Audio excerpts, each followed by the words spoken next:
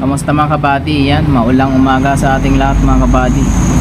Yan, nagbikas dito na dito mga kabady. Sana mag-ingat po kayo lagi.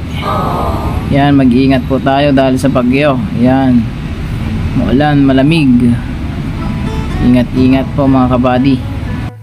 Yan mga kabady, pupito na tayo ng ating pang-ulam mga kabady. Ingat po sa lahat dahil maulan umaga.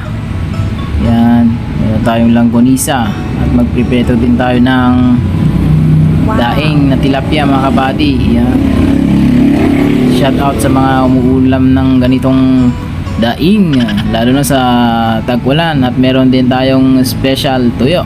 Yan, ang pambansang ulam ng Pinoy. Yan, tuyo. Yan mga kabady. At meron din tayong iklog ng dinosaur na pula mga kabady. At meron din tayong saging na iprepreto.